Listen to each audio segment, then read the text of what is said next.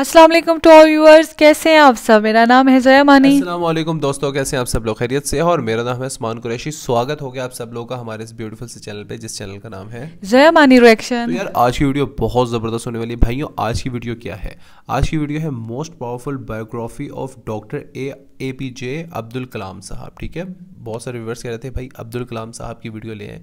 देखें, ये एक ऐसा सितारा है कि जिसके बारे में मैं कहता हूँ कि अगर बात ना की जाए तो हिंदुस्तान काफ़ी अधूरा है, क्योंकि इन्होंने बहुत से, एक कहते हैं ना कि शम्मा जलाई है, तो बहुत कुछ इन्होंने किया है। तो भाई इनकी बायोग्राफी है, इन्हीं की ज़बानी मतलब सुनते हैं कि इस वीडियो के अंदर क्या है, क्योंकि अगर हम तारीफ़ें करना शुरू कर देंगे तो शायद वीडियो का वीडियो टाइम लेंथी थोड़ा भी सा हो ख़राब हो जाएगी। जाएगा। तो भाई पहले काम करते हैं, वीडियो बहुत लंबी है, कोशिश करेंगे कि इसका एक ही पार्ट बना रहे हैं। ठीक है, तो 3 2 1 पिले।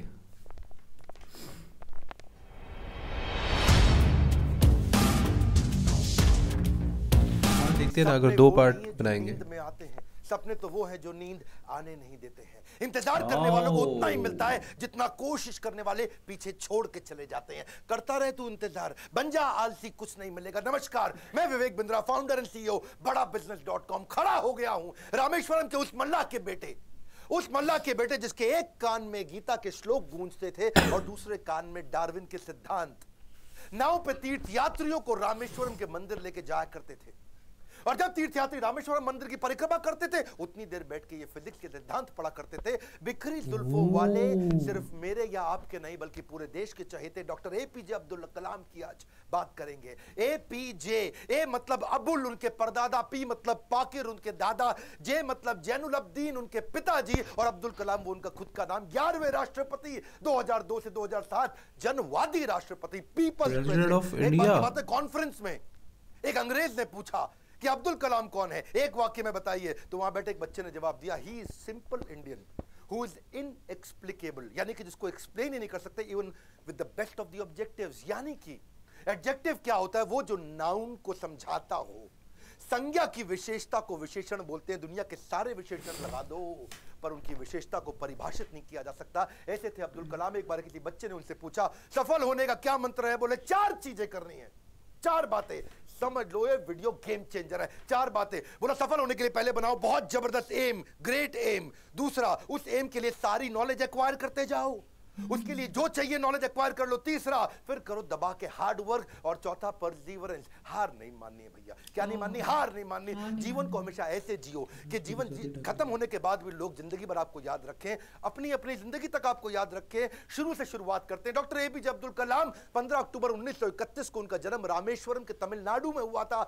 कमजोर आर्थिक स्थिति के एक मुसलमान परिवार में उनका जन्म हुआ। पेशे से उनके पिता नाविक थे, और पिता क्योंकि ज्यादा पढ़े लिखे नहीं थे तो शुरू से उनको काफी तकलीफ आई। एक बार क्लास के अंदर उनका एक दोस्त हुआ करता था जो कि मुख्य पुरोहित को बेटा था, और मुख्य पुरोहित को बेटा जो रामदास शास्त्री अपने इसके साथ में पहली बेंच पे बैठे मास्टर जी नाराज हो गए। ए मुसलमान लड़का प्रमुख शास्त्री के बेटे के साथ पहली बेंच पे कैसे बैठा? उनको लगा कि थप्पड़ पीछे बैठा दिया, भाग पीछे जाकर के बैठ। अब्दुल कलाम चुपचाप जाके पीछे बैठ गए। और क्या सोचिए, इस घटना पे उन्होंने उस दिन संकल्प लिया, पीछे बैठ के दुनिया बदलूंगा। और पीछे बैठना कोई मायने नहीं रखता, इसलिए वो कहा करते थे देश का सबसे अच्छा दिमाग क्लासरूम की आखिरी बेंच पे भी मिल सकता है। अच्छा, परिवार बहुत बड़ा था, 10 भाई बहन थे, पैसों की कमी तो होनी थी, तो अपने खर्चा निकालने के लिए अखबार बेचना शुरू किया। छोटी उम्र में अखबार क्यों बेचते थे? इनको पता था पैसा तो मिलेगा, लेकिन सारे रास्ते में बेचते वक्त पूरे अखबार को पढ़ जाऊंगा। चलते चलते सारे अखबार को पढ़ जाया करते थे। 8 साल की जब उम्र में थे ना, ये बहुत छोटे थे, इनके गांव से कई किलोमीटर दूर एक मास्टर जी बहुत बढ़िया गणित पढ़ाते थे, और बोले सुबह 4 बजे 1 घंटे की क्लास फ्री है, उसी बच्चे को पढ़ाऊंगा सुबह 4 बजे जो नहा धो के आएगा। अब ये कई किलोमीटर दूर सुबह 3 बजे उठ के तैयार हो के नहा के ठंडे पानी से किसी भी मौसम में, सर्दी हो बारिश हो या तूफान हो, 4 बजे पहुंच जाया करते थे। कलाम जब रात को भी घर में पढ़ते थे तो उनके वहां पे लालटेन होती थी, केरोसिन ऑयल से जलने वाली। 7 से 9 केवल 2 घंटे का तेल था इनके पास में, वो केरोसिन ऑयल, मिट्टी का तेल। लेकिन पिताजी माताजी इनकी जब देखा पढ़ने में इंटरेस्ट है तो उन्होंने अपने लिए अंधेरा रखा और इसके लिए 11 बजे तक किया। मेहनत से कभी डरे नहीं, ईमानदारी से कभी हटे नहीं। छोटा लक्ष्य देखना पाप के समान है, इसलिए हमेशा महान लक्ष्य चुनना होगा। जब 5वीं क्लास में थे, उनके टीचर सुब्रमण्यम अय्यर श्री शिवा सुब्रमण्यम अय्यर जो बच्चों को सिखा रहे थे चिड़िया कैसे उड़ती है, उसकी डिटेल की डिटेल, चिड़िया कैसे उड़ती है, चिड़िया कैसे उड़ती है, बच्चों को समझ ही ना आए, तो ये उनको वहीं समुद्र के किनारे ले गए और वहां उड़ती हुई चिड़िया दिखाई, और वो लाइव एग्जाम्पल जब दिखाया चिड़िया उड़ती हुई, उसकी डिटेल की डिटेल पंखों की समझाई, तो उनके दिमाग में वहीं से इनका प्रोफेशन शेप हो गया। उनका घर समुद्र के करीब था और इच्छाएं आकाश से आगे थी, वहीं से एरोनॉटिक्स इनको समझ में आया। हाई स्कूल इन्होंने रामनाथपुरम के एक श्वार्ट्ज हायर सेकेंडरी स्कूल में किया, और एक दिन एक बार अपने स्कूल में किसी गलत क्लास में पहुंच गए, और गलत क्लास में जब अंदर घुसे तो टीचर ने इनको चपत लगाई, जब तक तुम्हें यही नहीं समझ में आ रहा कि तुम्हारी क्लास कौन सी है, मैथमेटिक्स की क्लास में तुम गलत क्लास में पहुंच गए तो तुम क्या पढ़ोगे और क्या आगे बढ़ोगे। और वहीं इन्होंने इतनी पढ़ाई करी मैथमेटिक्स में कि 100 में 100 नंबर ले आए। टीचर भी हैरान हो गया, अगर तुम सूर्य की तरह चमकना चाहते हो तो पहले सूर्य की तरह जलना होगा। बचपन से ही आसमान में उड़ने की इच्छा थी, इसीलिए इन्होंने मद्रास के हाईएस्ट कॉलेज, देश का सबसे अच्छा कॉलेज था MIT, Madras institute of technology, वहां एरोनॉटिकल इंजीनियरिंग में दाखिला लिया। बहन ने काफी पैसा अपना सोना गहना गिरवी रख करके इनको 1000 रुपए दिया। कॉलेज में अब एरोनॉटिक्स था तो विमान के डिजाइन बनाने थे, प्रोजेक्ट मिला, अब विमान के डिजाइन बनाने में लग गए, और डिजाइन जो बनाया और टीचर को दिखाया, टीचर को पसंद नहीं आया, और टीचर ने कहा अगर तुम एक अच्छा डिजाइन नहीं बना सके ना अब्दुल कलाम, तो तुम्हारी स्कॉलरशिप छिन जाएगी, स्कॉलरशिप छिन जाएगी, स्कॉलरशिप छिन जाएगी। इनका दिमाग चकरा गया।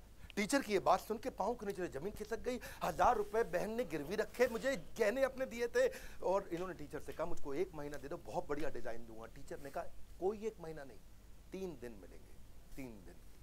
इनका दिमाग हिल गया उस समय, ये घबरा गए थे स्कॉलरशिप ना छिन जाए। उसके बाद तो उन्होंने 3 दिन ना खाया ना सोए, 3 दिन ना खाया ना सोए, 72 घंटे लगातार उस पर काम किया, जी जान लगा दिया। और जब प्रोफेसर ने देखा डिजाइन, प्रोफेसर भी हैरान हो गए, उनकी आंख में आंसू आ गए, बोला बहुत बढ़िया डिजाइन बनाया। नींद और निंदा पर जो विजय पा लेते हैं उनको आगे बढ़ने से कोई नहीं रोक सकता। जो नींद और निंदा पे विजय पा लेता है उनको आगे बढ़ने से कोई नहीं रोक सकता है। इसके बाद MIT की परीक्षा अच्छे नंबर से उन्होंने पास करी। अब पढ़ाई तो उनकी हो चुकी थी, अगली लर्निंग इनके जीवन से क्या है, फेलियर को हार्ट में और सक्सेस को हेड में घुसने नहीं देना चाहिए। दिल और दिमाग को कंट्रोल में रखो। अब इनके पास 2 इंटरव्यू के ऑप्शन, फेलियर को दिल में, एक मिनिस्ट्री ऑफ डिफेंस से और दूसरी एयरफोर्स से। इनको कहाँ जाना था आपको मालूम है, एयरफोर्स में। और जो डिफेंस का था वो दिल्ली में था, और एयरफोर्स था देहरादून में। तो दिल्ली होते हुए देहरादून जा रहे थे और वापसी पे इनको दिल्ली आना था। अब जब ये देहरादून गए, वहां पे 25 लोग एग्जाम देने आए वहां इंटरव्यू के लिए, जिनको वहां पे एयरफोर्स में सिलेक्ट होना था। अब 25 में से सीटें थी खाली 8, और इनकी रैंक क्या आई, 9वीं। फेल हो गए, वहां पे 1 नंबर से पीछे रह गए। 8 लोग सिलेक्ट हो गए, ये वहां रह गए। देहरादून से जब उतरते हैं सबसे पहले आता है ऋषिकेश। ये ऋषिकेश गए, वहां इनको मिले स्वामी शिवानंद।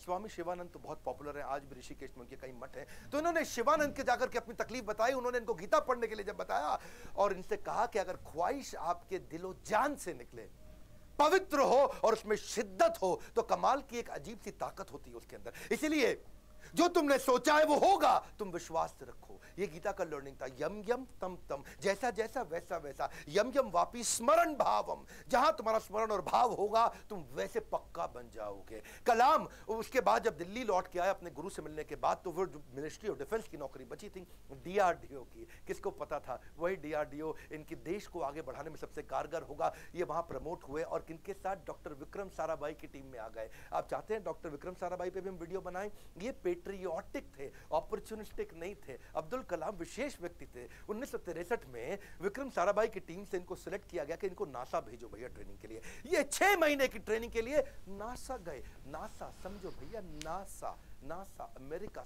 सबसे बड़ी संस्था जिसमें आगे बढ़ना चाहते थे।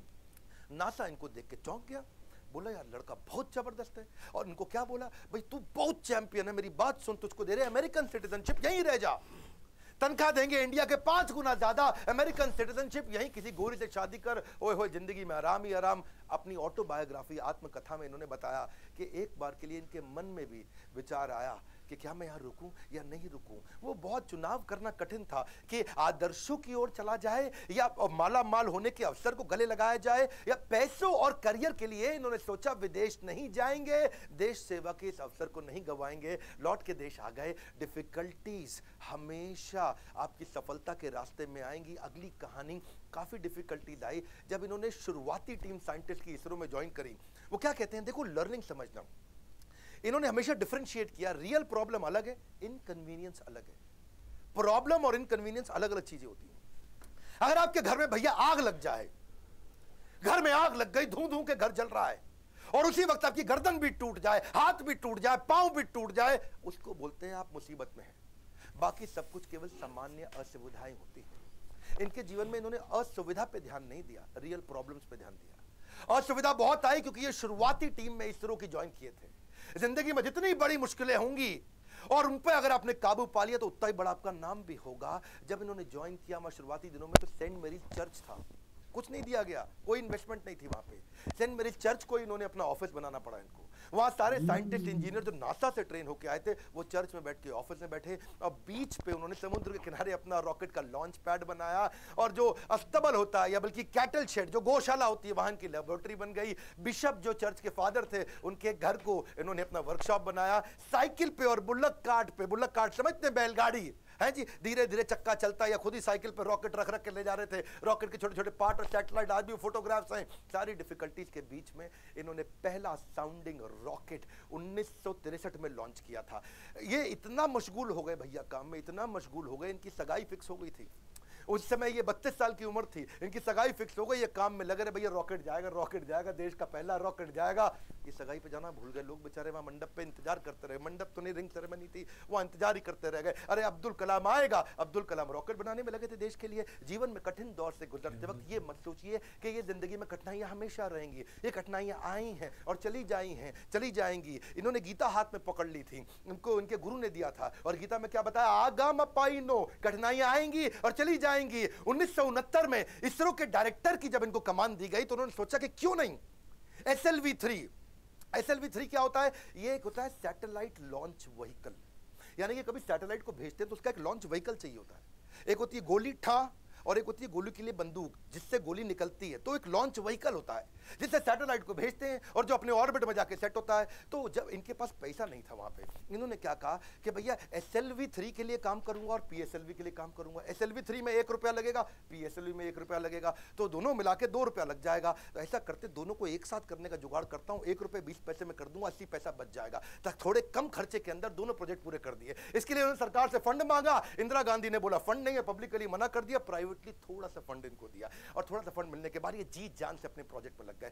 अब अब्दुल कलाम है भैया, 18 घंटे रोज काम करते थे, साल के 365 दिन, लीप ईयर में 366 दिन भी काम करते थे। 1969 से 1989 तक 10 साल इन्होंने अपना जी जान से मेहनत किया। केवल 2 बार छुट्टी ली, एक बार पिता के देहांत पे, एक बार माता के देहांत पे। बाकी दिन कोई सैटरडे संडे नहीं, 15 अगस्त 26 जनवरी नहीं। 10 साल के कठिन परिश्रम के बावजूद 1979 में इनका SLV3 satellite launch vehicle fail हो गया। क्या बात है। जब फेल हुआ तो ये बहुत घबरा गए, क्योंकि उस समय ये इसके ऊपर पूरा देश देख रहा था इनको, पूरी दुनिया की मीडिया देख रही थी इनको, हताश हो चुके थे। और उस परिस्थिति में इनके जो प्रोफेसर सतीश धवन जो चेयरमैन थे उस समय, उन्होंने इनको बुलाया कि आओ अब्दुल कलाम, चलो मीडिया इंतजार कर रही है, वहां जाके बात करना होगा। कलाम घबराए हुए थे, अब सब कुछ मेरे ऊपर आ जाएगा, क्योंकि ये मिशन डायरेक्टर प्रोजेक्ट डायरेक्टर थे।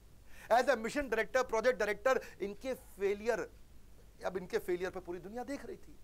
और जब सतीश धवन ने इनको बुलाया तो ये और घबरा गए, अब मीडिया को क्या जवाब दूंगा। मीडिया ने कहा करोड़ों रुपया तुमने देश का लगा के बर्बाद कर दिया, तुम्हारे को क्या दिक्कत। और वहीं प्रोफेसर सतीश धवन ने माइक ले लिया और माइक लेकर के क्या बोला, ये टीम बहुत जबरदस्त है, पहली बार किया है, फेल हुए हैं, 1 साल के अंदर यही टीम दोबारा इसी SLV3 को लॉन्च करेगी।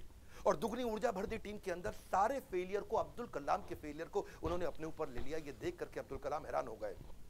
1 साल दोबारा जी जान से मेहनत करी, इंटेलिजेंस आ चुकी थी, और इस बार SLV3 जब सफल हो गया तो उसके बाद फिर अब दोबारा प्रोफेसर धवन ने माइक इस दफा कलाम जी के हाथ में दे दिया, बोला अब तुम सफल हो गए हो, अब जवाब तुम दोगे। अब्दुल कलाम हैरान हो गए, बोले this is called leadership. How to handle success ये सबको आता है, हाउ टू हैंडल फेलियर ये प्रोफेसर धवन ने सिखाया कि जब मैं सफल होऊंगा तो टीम को क्रेडिट दे दूंगा, और जब विफल होऊंगा तो सारा का सारा फेलियर अपने ऊपर ले लूंगा। इस बात से प्रभावित आगे चल के इंदिरा गांधी भी हो गई, और देखा क्या उन्होंने कि ये दोनों ने बहुत जबरदस्त काम किया। उन्होंने प्रोफेसर धवन को बोला मैं अब्दुल कलाम से मिलना चाहती हूं, इन्होंने अब्दुल कलाम को बोला आ जाओ भैया, इंदिरा गांधी मिलना चाहती हैं। वो बोले भाई मेरे पास तो कपड़े नहीं, मैं चप्पल में फटी हुई घूम रहा हूं, मैं कैसे अब उनके आकर के मिलूंगा। तो उन्होंने कहा कि भाई कलाम तुम पहले से ही सफलता का सूट पहने हुए हो, कलाम तुमने पहले से ही सफलता का सूट पहना है, कपड़ों का सूट नहीं चाहिए। और उन्होंने जाकर के वहां जब इंदिरा गांधी से मिले बड़ी प्रभावित थी। उन्होंने कहा कि अब तुम्हारे को डिफेंस में और काम करना पड़ेगा। इस समय चाइना भी, पाकिस्तानी भी, आजू बाजू सब लोग मिसाइल की तैयारियां कर रहे हैं, तुम मिसाइल बनाओ हमारे देश के लिए। और उसी समय अटल बिहारी वाजपेयी से भी उनकी पहली मुलाकात हुई। अटल से जब उन्होंने हाथ मिलाने के लिए आगे बढ़ा तो अटल इनसे हाथ नहीं मिलाए, अटल बिहारी जी इनको गले लगा लिए। इंदिरा गांधी मुस्कुराई, बोलिए ध्यान रखना अटल बिहारी जी, ये मुसलमान है। अटल बिहारी बोले ये मुसलमान बाद में है, पहले हमारे देश के नागरिक हैं और हमारे देश के महान साइंटिस्ट हैं। अब्दुल कलाम उनको देख के बहुत मुस्कुराए। सफलता पे सफलता मिल रही थी, उसका उन्हें इनाम भी मिल रहा था। 1981 में पद्म भूषण अवार्ड दिया, 82 में डीआरडीओ का डायरेक्टर बना दिया, डिफेंस की ऑर्गेनाइजेशन डीआरडीओ, उसके मुख्य पद पे आ चुके थे। पर मन से वो खुश नहीं थे, मन से खुश नहीं थे, क्योंकि जानते थे कि चाइना और पाकिस्तान मिसाइल पे मिसाइल बना रहा है और उन्हें देश की सुरक्षा खतरे में नजर आ रही थी। उस दौरान कमाल की बात देखो, अजीबो गरीब इमेजिनेटिव व्यक्ति थे अब्दुल कलाम जी।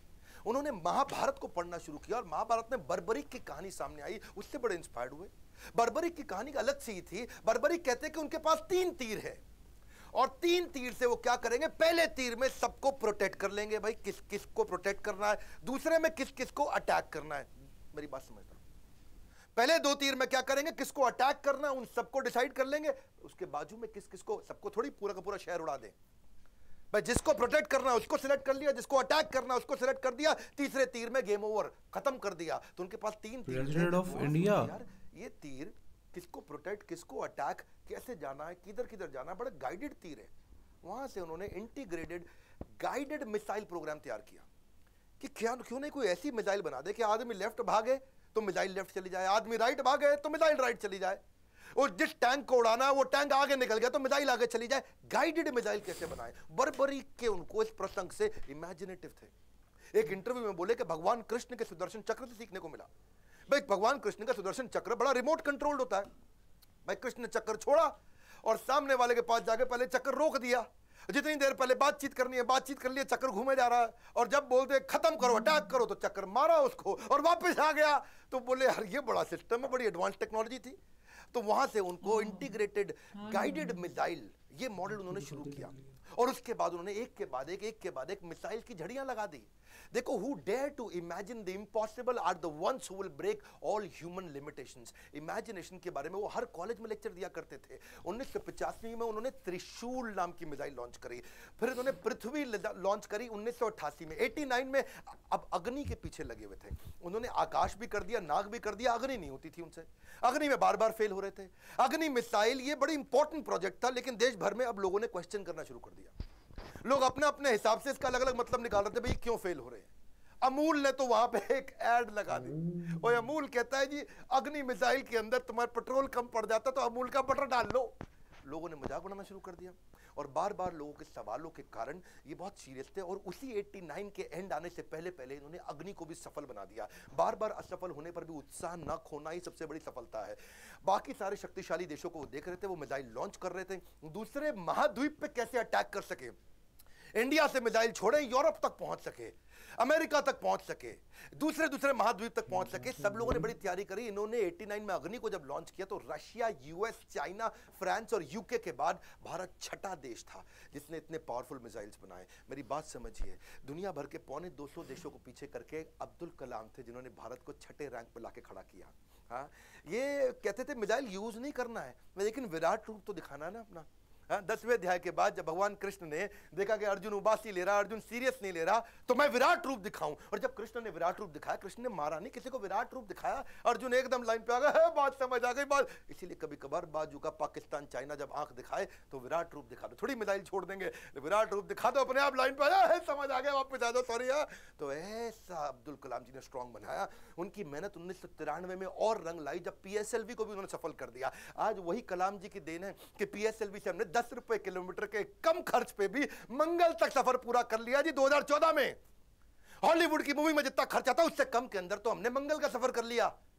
2017 में ये अब्दुल कलाम जी थे जिनके चलते 104 सैटेलाइट एक रॉकेट से लॉन्च किए। दुनिया में सबसे सस्ता अफोर्डेबल प्रोग्राम ये अब्दुल कलाम जी की देन थी। 1979 में वही कलाम थे, वही भारत था, कोई देश मदद नहीं कर रहा था। ये 1979 था और आज 2017 में ये कलाम जी की देन है जब दुनिया भर के देश इंडिया के पास आए, भाई हमारा भेज दो यार, अपने रॉकेट में हमारा भी भेज दो। हमने यूएस की मदद करी, नीदरलैंड की करी, स्विट्जरलैंड की करी, इजराइल की करी, कजाकिस्तान की करी, यूएई की करी और हमारे 100 मिलाकर के 104 सैटेलाइट एक साथ भेजे थे। ये अब्दुल कलाम जी की देन है। अच्छा वापस चलते हैं 93 के पीएसएलवी जब उन्होंने इसको सफल बनाया, उसी समय न्यूक्लियर पावर की बातचीत दुनिया भर में बहुत हो रही थी। इन्होंने देखा कि भाई अमेरिका धमकियां भी बहुत दे रहा था। अब बात यह है कि धमकियों से डरना पुरुषार्थ से बेईमानी है और जो देश के लिए कुछ भी कर गुजरे वही सच्चा हिंदुस्तानी है। कलाम जी सच्चे हिंदुस्तानी थे। उन्होंने 3 तरकीबें अपनाई। पहली, जितने भी अपने साइंटिस्ट हैं उनको आर्मी की वर्दी में डाल दो, सैटेलाइट को समझ ही ना है कि भैया तो नॉर्मल आर्मी घूम रही है, ये कोई साइंटिस्ट थोड़ी है, ये तो नॉर्मल आर्मी है। पहला। दूसरा, जब भी ये कोई काम करेंगे उसी समय के बीच में करेंगे जब एक सैटेलाइट जाएगा और दूसरा आने वाला, उसके बीच में कर लेंगे। एक आएगा एक जाएगा, उसके बीच में कर लेंगे। एक आएगा एक जाएगा, उसके बीच में कर लेंगे। तो ये उतने ही टाइम में तैयारी करते थे। और तीसरा, काम खत्म होने के बाद जमीन को एकदम साफ सुथरा ऐसे सेट करते थे, जब सैटेलाइट आएगा पता ही नहीं चलता कुछ हुआ यहाँ पे, ओए आर्मी वाले आराम से घूम रहे हैं। अमेरिका को पता नहीं लगने दिया। 1992 से 97 लगातार उन्होंने काफी काम किए। आसपास के गांव और अन्य लोगों को कभी नहीं पता चला कि यहाँ हुआ क्या है और यही मेहनत उनकी रंग लाई। 1998 में भारत ने ऑपरेशन शक्ति के नाम से परमाणु परीक्षण कर दिया, चुपचाप कर दिया। आज इन्हीं प्रयासों से भारत परमाणु समृद्ध बन पाया है। 5 देश थे उस समय में, फ्रांस था, यूएस था, रशिया, यूके और चाइना। ये 5 देश थे। हमें किसी से दिक्कत नहीं थी, हमें चाइना से दिक्कत थी, क्योंकि चाइना चुपचाप उस समय पाकिस्तान को भी परमाणु शक्ति दे रहा था। वो तो आपको पता ही है जी, है वो तो उसका नाजायज, मैं ज्यादा नहीं बोलूंगा। तो उसके चक्कर में, पाकिस्तान और चाइना के चक्कर में यहां इंडिया ने काम पूरा कर दिया। उनके लगातार प्रयासों के चलते 1997 के अंदर उनको भारत रत्न दिया गया। 41 साल तक उन्होंने भारत की सेवा करी। 1999 में वो रिटायर हुए। उन दिनों वाजपेयी जी एक्शन में चल रहे थे इधर, यहां ये रिटायर हुए, वाजपेयी जी एक्शन में, उन्होंने फोन मिला दिया, ओ हाँ भी कलाम जी बात सुनो यार, अपना मंत्रिमंडल हम बना रहे हैं, तुम्हारे को हम मिनिस्ट्री देना चाहते हैं, आ जाओ यार, तुम बुद्धिमान आदमी हो। विजनरी लीडर थे वाजपेयी जी, अपने आप में विजनरी थे। बोले अब्दुल कलाम को लूंगा तो बहुत अच्छा रहेगा, माइनॉरिटी भी हमारे साथ जुड़ेगी, बुद्धिमत्ता भी मिलेगी, इंटेलिजेंस भी बिल्ड होगा। अब्दुल कलाम जी को कन्विंस करने में लगे। कलाम जी बोले 1 दिन बाद बताऊंगा जी। 1 दिन बाद कलाम जी ने फोन कर दिया कि जी मैं अस्वीकार करना चाहता हूं, और मिल करके फिर जाके बोला कि मुझको एक नई पीढ़ी तैयार करनी है जो भारत को विश्व गुरु बना सके। एक नई पीढ़ी तैयार करने के लिए मैं कॉलेजेस में पढ़ाना चाहता हूं। अपनी टीचिंग के प्रोफेशन के लिए अन्नामलाई यूनिवर्सिटी तमिलनाडु साउथ वापस चले गए। अगली बार यहां तो सब ठीक हो गया। अब जब राष्ट्रपति बनने का समय आया 2002 में, कई लोगों का नाम आया, बहुत सी चीजें आगे पीछे हुई, और उन्हीं दिनों जब वो नाम आया तो फिर से यहां घंटी बजती रही इनके ऑफिस के अंदर, कलाम जी के। और जब ऑफिस में घंटी बजती रही, किसी को नहीं पता चला, तो किसी ने, इनके वाइस चांसलर ने इनके यूनिवर्सिटी में जाके भाग के कलाम जी को बोला, अरे कलाम जी आपके यहां प्रधानमंत्री जी का फोन आ रहा है बार बार। कलाम जी गए, उन्होंने फोन उठाया, तो नमस्कार, बातचीत शुरू हुई। तो वाजपेयी जी ने कहा, देखिए एक रिक्वेस्ट करूंगा, अब मना नहीं करना, पिछली बार आपने मना किया था, अब नहीं करना। तो कलाम जी ने पूछा, कहिए क्या रिक्वेस्ट है। वाजपेयी जी बोले, हम आपका नाम देश का राष्ट्रपति बनाने के लिए रिकमेंडेशन देना चाहते हैं, आप हाँ कर दीजिए। अब्दुल कलाम जी मुस्कुराए और बोले 1 घंटे का समय दीजिए। 1 घंटे के बाद वो वापस गए, उन्होंने फिर फोन किया और स्वीकार कर लिया। बोला ठीक है, मैं इसके लिए तैयार हूं। अब कलाम जी का राज्य अभिषेक होना था, जैसे भगवान राम का राज्य अभिषेक हुआ 14 साल के वनवास के बाद में। और भगवान राम जब वापस आए और उनका अभिषेक, तो अभिषेक के समय पर उनके भाई ने उनसे पूछा कि आप किस किस को राज्याभिषेक में बुलाना चाहते हैं। तो भगवान ने बोला 14 साल में था नहीं, मेरे यहाँ कोई दोस्त है नहीं, और जो हमारे दोस्त थे उन सबको आप जानते ही हैं, आपने सबको इन्वाइट कर ही लिया होगा। और इतने में भगवान राम ने कहा, हाँ, पर इस वनवास के दौरान मेरा एक दोस्त बना था। वही शुरुआत के जो साल थे, उन दिनों एक नाविक हमें नदी पार कराया करता था, केवट। वो केवट ने हमारी बहुत मदद करी है, वो हमारा मित्र है। उस केवट को बुला के लाओ राज्याभिषेक में। और केवट को लाके सबसे आगे भगवान राम के उस राज्याभिषेक में बुलाया गया था। ठीक उसी प्रकार जब अब्दुल कलाम जी से पूछा गया कि अब आपका भी राज्याभिषेक हो रहा है, you are going to become president of India, और कलाम जी ने कहा, आपने जिस जिसको बुलाना था सबको बुला लिया है, मेरे 2 ही मित्र हैं, जब मैं साउथ में रहा करता था तो उस समय एक मोची जो मेरे जूते बांधने में फटे जूते होते थे उसने मेरी बहुत मदद करी, वो मेरा मित्र है, उसको बुला लीजिए। और एक ढाबे वाला जिसने उनको खाना खिलाया और कभी कभी 2 रोटी एक्स्ट्रा भी खिलाई, बोला उनको दोनों को जरूर बुला लीजिए। विनम्रता के उदाहरण खत्म थोड़ी होंगे।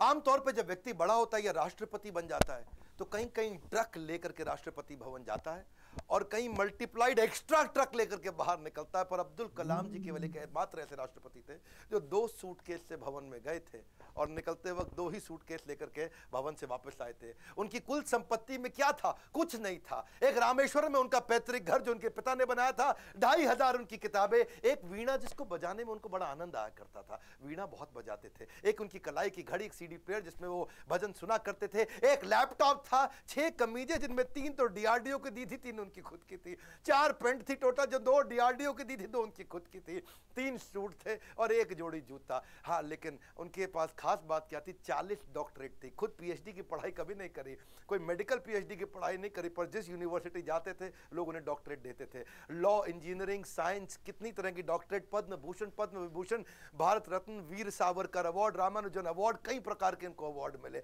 उनकी एक खास बात मैं जरूर बताना चाहूंगा, हालांकि वो मुसलमान थे लेकिन वेजिटेरियन थे। उनका बड़ा प्रेम था। एनिमल्स आर एंजल्स विद फर। पक्षी जगत पर्यावरण का सूचक होता है। कलाम जी क्या कहते थे? वो पर्यावरण का सूचक है और अगर वो मुसीबत में है तो समझ लेना कि अब हमारे भी बुरे दिन दूर नहीं है। एक बार उनको जो DRDO की उनकी दीवार हुआ करती थी ना बाउंड्री की, तो उनको बोला गया सिक्योरिटी के लिए कांच वांच लगा दो। बोला बिल्कुल नहीं, ये बर्ड्स के लिए बड़ा हार्मफुल हो सकता है। उन्होंने मना कर दिया। और जिस समय वो प्रेसिडेंट बने थे, बाद में जब वो राष्ट्रपति भवन के अंदर मुगल गार्डन में जब वॉक किया करते थे ना, तो वो एक मोर को देखा जो ना मुंह खोल पा रहा ना बंद कर पा रहा है। स्पेशली उन्होंने वेटनरी डॉक्टर को बुला के देखा तो देखा मोर के गले में ट्यूमर है, ना मुंह खोल पा रहा है ना मोर मुंह बंद कर पा रहा है। उन्होंने इसका इलाज कराया। एक लीडर की महानता का इसी बात से पता चलता है कि वो किन लोगों की मदद कर रहा है जो बदले में उन्हें कुछ नहीं दे सकते। जब कोई लीडर ऐसे लोगों की मदद करता है जो बदले में कुछ नहीं दे सकता, वही एक महान लीडर की निशानी है। अच्छा, अब्दुल कलाम जी की एक बात मेरे दिल को छू गई। वो परिवारवाद नहीं राष्ट्रवाद में बिलीव किया करते थे। जब वो राष्ट्रपति भवन में थे, See, he's a man of principle and therefore is always respected everywhere. उनके क्योंकि जो भाई थे ना, उनको बहुत प्रेम करते थे, बहुत प्रेम करते थे अपने भाई से, बचपन से ही प्रेम था। और उनके अपने सगे भाई का पोता दिल्ली के अंदर मुनीरका में किराए के कमरे पर रहा करता था। 2006 में जब कलाम ने एक दफा सारे परिवार को इनवाइट किया, क्योंकि उनका कोई परिवार वहां रहता नहीं था, वो राष्ट्रपति भवन में अकेले रहते थे। और जब एक बार उन्होंने सारे परिवार को बुलाया राष्ट्रपति भवन में, तो वो लोग 8 दिन तक रहे। और सारे परिवार, क्योंकि 10 भाई बहन थे ना, तो 52 लोग आए। और कलाम जी ने देखा बहुत खर्चा हो रहा है, तो उन्होंने चाय की प्याली तक का हिसाब रखना शुरू किया। सब लोगों को उन्होंने अजमेर शरीफ प्राइवेट बस करके भेजा, उसका भी हिसाब रखना शुरू किया। उन्होंने अपने अकाउंटेंट से सारा हिसाब बनवाया और बोला कि ये कितना बना, तो देखा 3,52,000 रुपए का चेक उन्होंने अपनी तनख्वाह से काट के दिया। और क्या कहा कि राष्ट्रपति भवन की जिम्मेदारी केवल राष्ट्रपति की होती है, पूरे परिवार की नहीं होती है। अब्दुल कलाम जी इतने विनम्र व्यक्ति थे। विनम्रता ताज के बिना राजसी गौरव है, वो ऐसी चीज है। महान व्यक्ति की महानता ही उसकी नम्रता है। डॉक्टर कलाम को एक बार IIT BHU के अंदर चीफ गेस्ट के रूप में इनवाइट किया गया और जब वहां पे आए तो वहां पे 7 कुर्सियां थी। बीच वाली कुर्सी थोड़ी ऊंची थी और जब बीच वाली कुर्सी ऊंची, क्योंकि वो राष्ट्रपति थे, उनको बैठना था। उन्होंने बोला ना ना ना, कुर्सी हटाओ, बराबर की कुर्सी लगाओ। तो बोले नहीं सर, ये स्पेशल कुर्सी है हमारे चीफ गेस्ट के लिए। तो वो समझ गए कि चीफ गेस्ट कौन होते हैं भैया, जो एजुकेशन में महागुरु है वही है। तो उन्होंने वाइस चांसलर को बोला आप आइए बैठिए। वाइस चांसलर घबरा गए, बोला राष्ट्रपति आप हैं, you are the first person of our country, आप बैठेंगे? बोला बिल्कुल नहीं। फिर उन्होंने अपनी कुर्सी हटवाई, बराबर की कुर्सी पे बैठे। कलाम जी ऐसे थे, ईमानदारी एक जादुई गुण है। यदि आपका हृदय ईमान से भरा है तो शत्रु का पूरा संसार आपके साथ खड़ा है। कहते हैं कि कोई भी पैतृक संपत्ति, माता पिता की दी हुई कोई भी पैतृक संपत्ति ईमानदारी के बराबर आपको अमीर नहीं बना सकती। सबसे ज्यादा अमीर व्यक्ति वही जो ईमानदार है। पूरा संसार आपके साथ खड़ा है। कलाम साहब तो एवर यूथफुल थे। 70 साल की उम्र में youth icon of the year का अवार्ड उनको मिला। हमेशा जीवन में भगवत गीता और कुरान दोनों साथ में रखते थे। 83 वर्ष की उम्र में उन्होंने रिटायर नहीं किया, रिट्राई किया। He was not tired, he was inspired, he was not tired up, he was fired up। आंखों में रोशनी तो उनकी कम हो रही थी, पर युवाओं के भविष्य को रोशन करने में लगे थे। उनके शरीर के पांव के कदमों की गति कम हो गई थी, पर देश की समृद्धि की गति को बढ़ाने में लगे हुए थे। एक असाधारण, एक अनोखा, अस्वाभाविक, अलौकिक व्यक्तित्व के 2015 में हमेशा के लिए हमको अलविदा करके चले गए। और कहाँ गए? उसी IIM शिलोंग के अंदर आखिरी लेक्चर देते वक्त जैसे क्षत्रिय अपने युद्ध के मैदान में लड़ाई करते हुए वीर गति को प्राप्त करता है, ऐसे ही IIM शिलोंग के अंदर लेक्चर देने के बाद तुरंत वहीं लेक्चर देते वक्त जो कल था वो आज नहीं है, जो आज है वो कल नहीं होगा, वैसे ही इस ब्रह्मांड में दूसरा कोई कलाम नहीं होगा। स्विट्जरलैंड जैसा देश जो साइंटिफिक रिसर्च के मामले में 8वें पायदान पे आता दुनिया में, और जब वो 26 मई कलाम स्वयं जब उनके देश गए थे तो वही स्विट्जरलैंड उसको साइंस डे के रूप में मनाता है।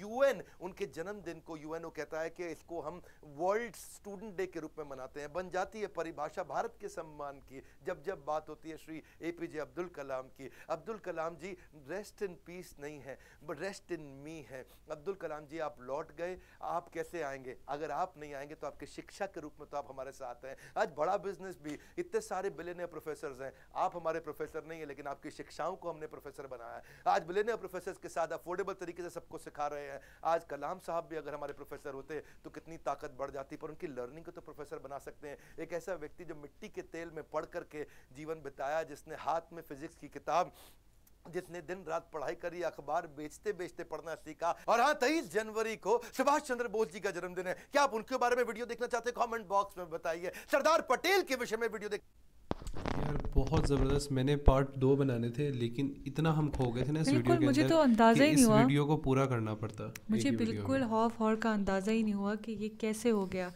तो बात करते हैं अब्दुल कलाम साहब की। यार इनकी एक एक बात, एक एक चीज़ ऐसे इफेक्ट की है मेरे माइंड को कि मैं आपको क्या बताऊं। यार आप देखें, गिव अप नहीं किया इन्होंने।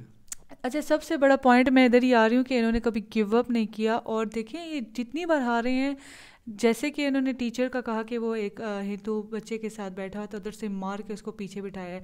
फिर उन्होंने कहा है कि पीछे बैठकर कामयाबी हासिल करना मुश्किल नहीं है। आजकल लोग क्या कहते हैं, बैक बेंचर्स है यार। ओह माय गॉड कि हमें पीछे भाई, बिठा दिए, अब तो हम सारी कामयाब नहीं होगा। अच्छा, आगे बैठ के कामयाबी हासिल करना ये कोई बड़ी बात नहीं है, पीछे रह कर कामयाब होना ये सबसे बड़ी कामयाबी है। सेकंड, इनकी बात मुझे ये लगी कि इनको जिस तरह क्लासरूम अपनी भूल गई, उधर भी इनको मार पड़ी। तो इन्होंने क्या किया, घर जाके इन्होंने मैथ पे बहुत ज़्यादा मेहनत की है। मैथ के टीचर ने कहा कि जब तुम्हें पता ही नहीं है कि तुम मैथ की क्लास में आ रहे हो, तुम्हारी क्लास नहीं है, तो तुम क्या पढ़ोगे, क्या सीखोगे। तो इन्होंने घर जाके जौन सा है जी वो मैथ पे इतनी मेहनत की कि ग्रेड्स भी अच्छे आए। सेकेंड, इन्होंने वो देखिए वो चीज़ कितनी अच्छी लगी है जो ये पूरी रात पढ़ते रहे हैं, जो इनका दिया भी बुझ गया, लाइट टाइम ने भी देखो अपना दिया जो था, मतलब बस वो देखिए कितनी डिफ़िकल्ट लाइफ इनकी गुजरी है। मतलब जो पढ़ना चाहते हैं, कुछ पढ़ना चाहते हैं, कुछ करना चाहते हैं, तो उनके पास फिर कोई बहाना नहीं होता जी कि हमारी फ़ीस नहीं थी, हमारे ये नहीं था, हमारा वो नहीं था, हमारी यूनिफॉर्म नहीं थी। पेपर तक बेचे इन्होंने। हाँ देखिए, इन्होंने इतना बड़े, क्योंकि उन्होंने बताया था उनका इतना बड़ा जो है वो फैमिली थी उनकी, तो फिर ख़र्चा भी बहुत था, तो फिर उन्होंने न्यूज़पेपर भेजना शुरू किया ख़र्चा निकालने के लिए। तो उसके साथ साथ उन्होंने क्या किया जी कि वो साथ साथ चलते चलते वो पढ़ना भी शुरू हो गए। सेकेंड थॉट उन्होंने बताया कि कभी फेलियर को अपने दिल में मत बिठाइएगा और कभी कामयाबी को अपने जहन में मत बिठाइएगा। क्या बात है। अगर ये दो चीज़ें हो गई ना, तो दिल में अगर हम अपनी जो है ना नाकामी को बिठा लेंगे तो कभी हम आगे बढ़ ही नहीं सकेंगे, और कभी हम कामयाबी को अपने दिमाग पे चढ़ा लेंगे तो फिर हम और कामयाब नहीं हो सकेंगे, क्योंकि वो हमारे दिमाग पे कामयाबी चढ़ जाएगी तो हम मगरूर होना शुरू हो जाएंगे। बिल्कुल ऐसे मगरूर होने से तो फिर इंसान जो जिस पोजीशन पे होता है वो वहीं से गिर जाता है। तो ऐसा है, और भी बहुत सारी बातें, आप भी कुछ बहुत सारी बातें हैं भाई, बहुत सारे। अब्दुल कलाम साहब के बारे में बोलें तो बहुत बहुत बड़े फ़ैन हो गए, यहाँ तक कि देखें कि इसरो को इन्होंने कहाँ से कहाँ बुलंदियों पे पहुँचा दिया। फर्स्ट ऑफ ऑल इनको भेजा अमेरिका में नासा के पास, तो नासा ने कहा भाई तुम्हें 5 गुना ज़्यादा सैलरी देंगे, मतलब जो कहोगे खूबसूरत से खूबसूरत लड़की देंगे, आलिशान तुम्हें ज़िंदगी देंगे, यहाँ पे सेट हो जाओ, यहाँ जाने की ज़रूरत नहीं। लेकिन उन्होंने कहा नहीं भाई, मैं जाऊँगा अपने हिंदुस्तान का नाम रोशन करूँगा। और यही आज इसरो को देख लो कि इसरो कहाँ कहाँ बुलंदी पे पहुँच गया। पहला मिशन जो इनका गया था वो तो मतलब नहीं से चल पड़ा, लेकिन उन्हीं की टीम ने कहा कि नहीं नहीं, ये अगले साल यही टीम जो है आपका मिशन क्लियर करके। और ये बात कितनी अच्छी लगी, अपने मंगनी वाले दिन ही नहीं पहुंचे, क्योंकि उनको रॉकेट जो है वो उन्होंने करना था। सारे दुआ के लिए बैठे हुए थे कि अब आएंगे, अभी आएंगे। फिर मुझे एक और उस्मान की बात बहुत बेस्ट लगी है कि जब चीफ गेस्ट के जो है बेस पे इनको बुलाया गया, तो चेयर की बात आप जी वही, तो उस पर चेयर जो है इनकी बहुत ही हाई फाई चेयर रखी हुई थी, बाकी सारी नॉर्मल। तो इन्होंने कहा कि नहीं, मेरी चेयर ऊपर नहीं होगी, ना स्पेशल होगी, मेरी चेयर। देखिए ये कितनी गुड, कितनी अच्छी थिंकिंग है इनकी, कितनी बिल्कुल अच्छी बिल्कुल ऐसे सोच ही, है। बिल्कुल ऐसे ही है। और जो ये सर बता रहे थे, जो कर रहे थे इस वीडियो को लेकर आए हैं जो, तो वो भी उनका भी बहुत शुक्रिया अदा इनको करते हैं। बोलने का तरीका पता चलता है। देखिए ये डॉक्टर विवेक, हाँ डॉक्टर डॉक्टर विवेक बिंद्रा है, है, हाँ ठीक है। इनकी बातें देखिए डॉक्टर माशाल्लाह, विवेक इनको बिंद्रा, हाँ इन्हीं का नाम है ये। जी जो वीडियो लेकर आए हैं इन्होंने कितनी ज़बरदस्त तरीके से हमें बयान इन्होंने किया है, किस तरह बताया है, एक्सप्लोर किया भाई, और इनको इतनी पता चला। ज़बरदस्त। कोई और बंदा होता तो हमें इतना एक्सपीरियंस ना हाँ होता, और ना कितनी पता चलता। इंटरेस्टिंग थी, इतनी इंटरेस्टिंग, यकीन जाने 1 हॉर मतलब हाफ आवर गुजर रहा था तो हमारा दिल नहीं कर रहा था, हमारा दिल कर था। इस वीडियो को अगर तारीफ की थी जाए तो मेरा ख्याल है कि 1 आवर भी पूरा हो जाएगा। तो मिलते हैं इंशाल्लाह नेक्स्ट वीडियो में। तो बहुत ख्याल रखिएगा, कोई राय है आपकी तो कमेंट में लाजमी छोड़ दीजिएगा। अपना बहुत ख्याल रखिएगा, दुआ में याद रखिएगा। तब तक के लिए हम दोनों को दीजिए इजाज़त। अल्लाह हाफ़िज़।